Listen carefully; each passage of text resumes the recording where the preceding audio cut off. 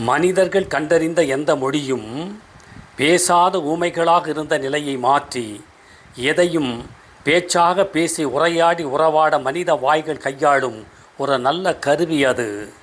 இதை அறியாமல் மொழி ஒரு உணர்வு, மொழி ஒரு இனத்தின் அடையாளம், மொழியால் இணைவோம், வேற்று மொழிகளை விரட்டுவோம் என்பதெல்லாம் மனநிலை கொஞ்சம் பிறழ்ந்து சிந்தனையை சீரழிக்கும் ஆரோக்கியமற்ற மூளையின் அவஸ்தை அது.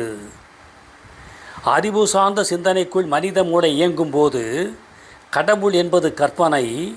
அந்த கற்பனை கடவுள் மனித வாழ்வுக்கான நல்லதையும் கெட்டதையும் பொட்டலமாக கட்டி கையில் தருகின்ற கடை வியாபாரி அல்ல என அறிவு நமக்கு தெளிவுபடுத்துவது அறிவின் பரிணாம வளர்ச்சி அது.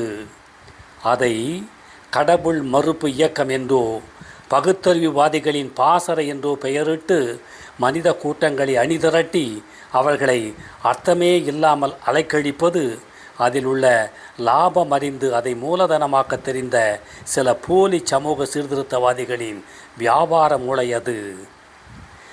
தலைவர்களை கண்மூடித்தனமாக கொண்டாடும் இந்த மனித புத்தி என்பது மனித சிந்தனைக்குள் ஏற்படும் ஒரு வகை தொடுநோய்.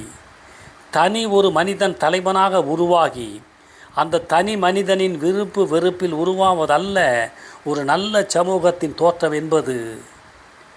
இங்கு அநேகமாக எந்த எழுத்தாளனும் பேச்சாளனும் கலை இலக்கிய படைப்பாளனும் இந்த வீழ்ந்த சமூகத்தின் எழுச்சிக்கு மனசாட்சியோடு களம் கண்டு காரியம் ஆற்றுவதில்லை. இவர்கள் எல்லோரும் தனித்தனி ஆற்றலோடு தனித்தனி நோக்கத்தோடு இயங்கினாலும் இவர்கள் அனைவரும் வியாபாரிகள் சங்கத்தில்தான் ஆயுள் கால உறுப்பினர்களாக இருக்கிறார்கள். இந்த சமூகத்தின் எல்லா திசைகளும் காலத்திற்கு காலம் இருட்டாகி கொண்டே வருகின்றன. அந்த இருட்டை தான் அறிந்த திருட்டு தொழிலுக்கு எப்படி வசப்படுத்தி கொள்ளலாம் என்பதுதான் இன்றைய பல சமூக பிரபலங்களின் கணக்கும் காரியமும். விதவிதமான இடர்பாடுகளை உள்ளடக்கி கொண்டு அதன் தீவிர தாக்குதல்களால் இந்த சமூகம் வாழவும் முடியாமல் சாகவும் முடியாமல் நெடுங்காலமாக மூச்சு திணறி முக்கி முனகியே காலம் கடத்தி வருகிறது. இதற்கான ஒரு நல்ல மருந்தும் இல்லை, மருத்துவமும் இல்லை இதுவரை.